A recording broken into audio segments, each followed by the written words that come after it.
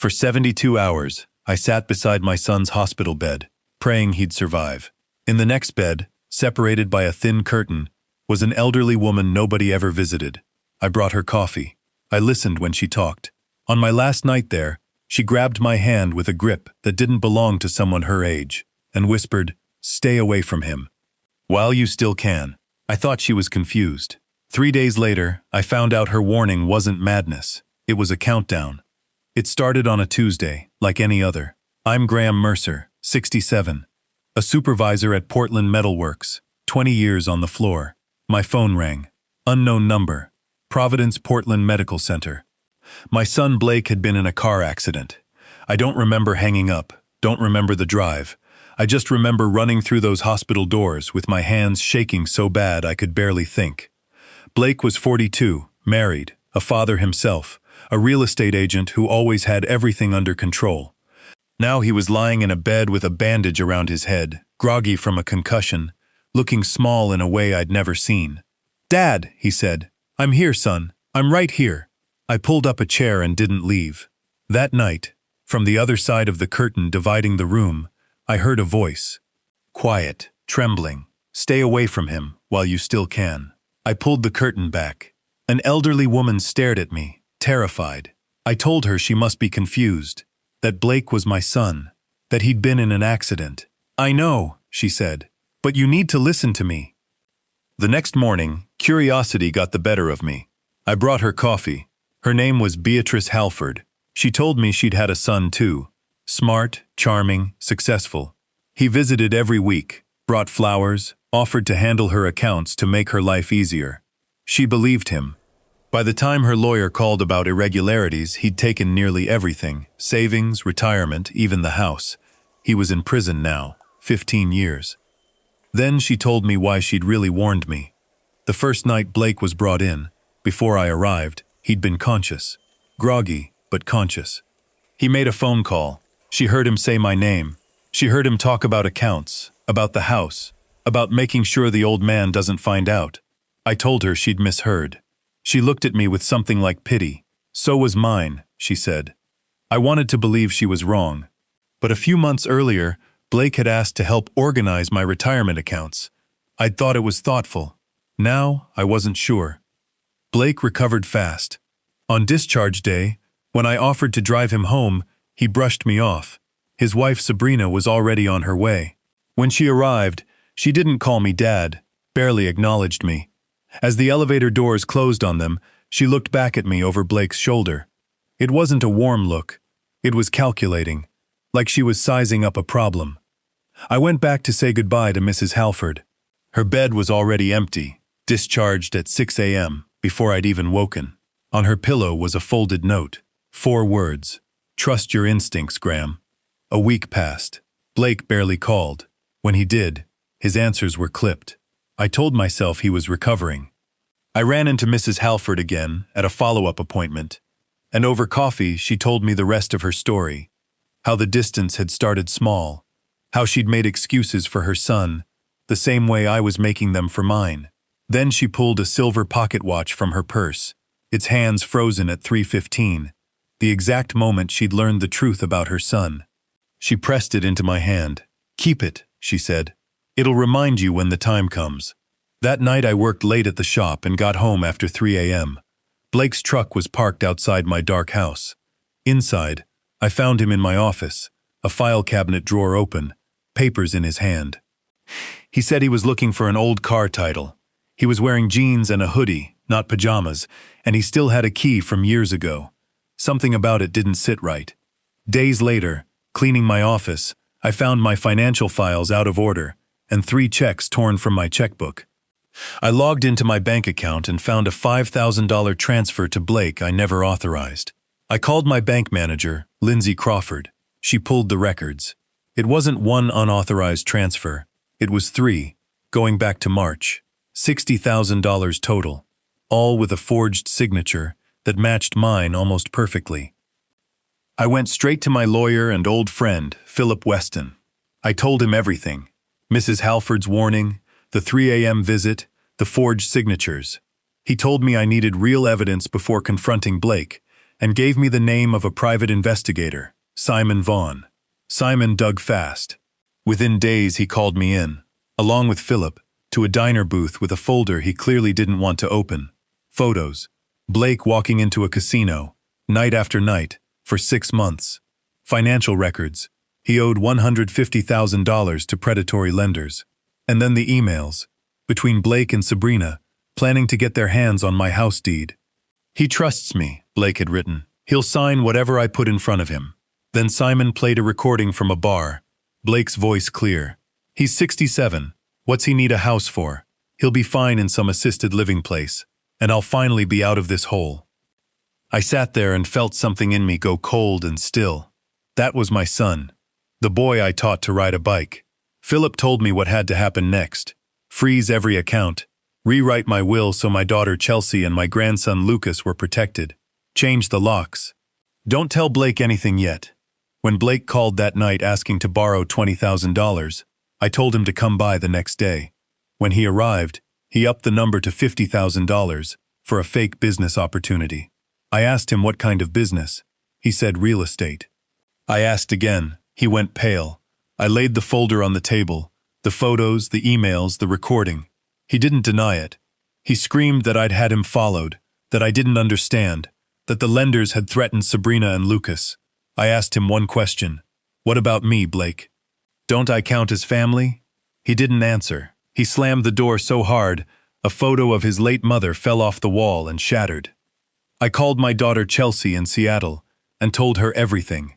She came home the next morning and didn't leave my side. For 2 weeks, life felt almost normal again. Coffee in the mornings, walks, dinners. I let myself believe the worst was over. Then Blake showed up at my door, clean-shaven, eyes red, holding a Gambler's Anonymous attendance card. 14 stamps. He begged for one more chance. Against Chelsea's warning, I gave him conditions. Meetings 5 times a week, weekly check-ins with Philip, no access to my accounts, a real job. He agreed to all of it, tears in his eyes. I even paid off his $150,000 debt through Philip's contacts. Not for Blake, I told myself, but for Sabrina and Lucas. For 3 weeks it looked real. A job, family dinners, an evening watching baseball with my grandson asleep on the couch between us. I let myself think maybe I hadn't lost him. Then my bank manager called, voice tight. Someone had filed a $500,000 life insurance policy in my name.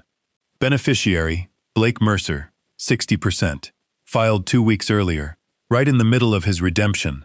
The signature was a perfect forgery. A medical exam was scheduled for the following week to activate it. I sat in Lindsay's office and understood, all at once, that this had stopped being about money. My son wanted me dead. Philip called in Detective Grant Sullivan, a financial crime specialist.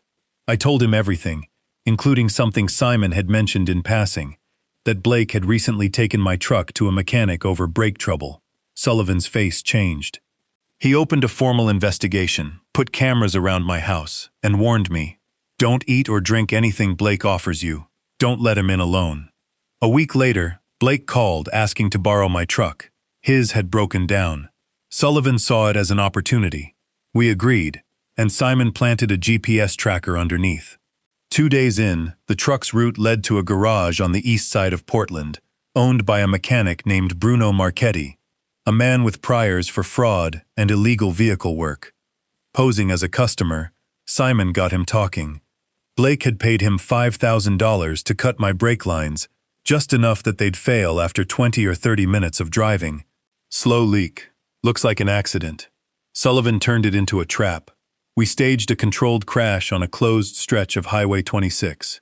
Professionals, paramedics, airbags, the whole production, designed to convince Blake his plan had worked. I drove that truck into a barrier at 30 miles an hour with my hands shaking, not entirely believing, even then, that it wasn't real. Real paramedics pulled me out with bruised ribs and a mild concussion, exactly the kind of injuries meant to make a lie look like the truth. The local news ran it. Portland businessman critically injured in highway accident. Brake failure suspected. Blake showed up at the hospital that night, pale, tearful, holding my hand and telling me how scared he'd been.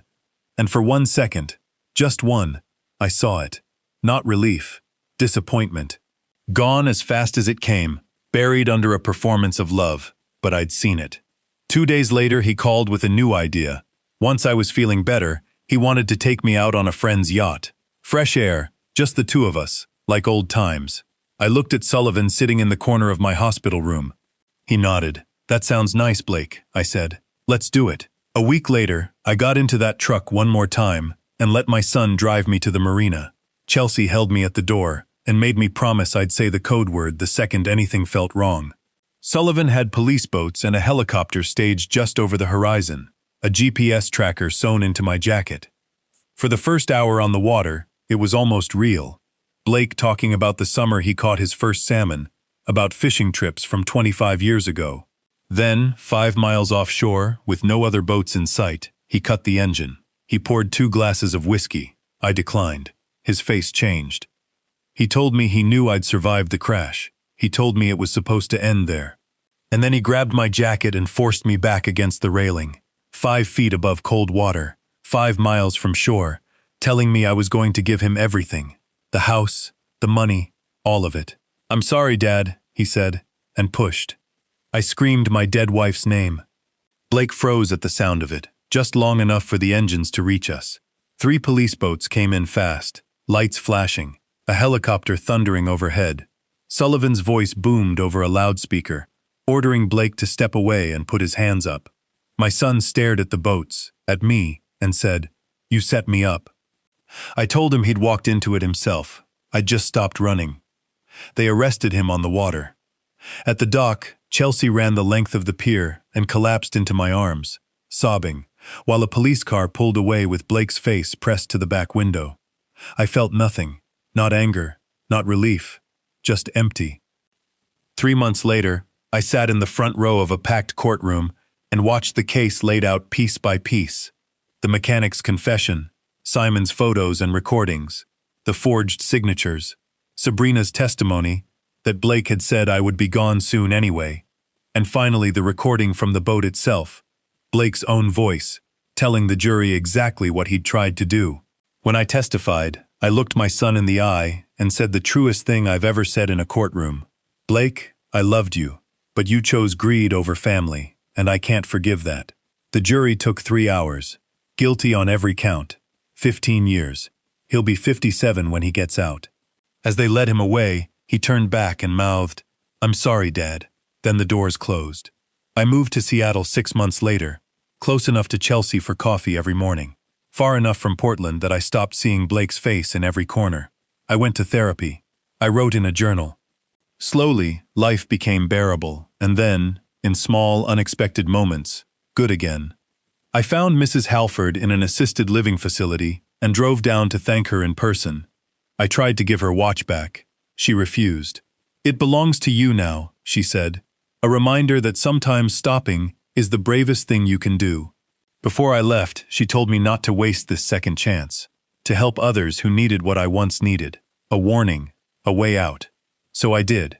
The Halford Foundation, named for her, offers free legal help, therapy, and emergency housing for people being drained and endangered by their own families. In our first year, we helped 47 of them and protected over $2 million from disappearing the way mine almost did. I speak at community centers now, and every time, I end the same way. Family should protect you, not threaten you, and if they can't do that, it's okay to protect yourself. My grandson Lucas writes me letters every month.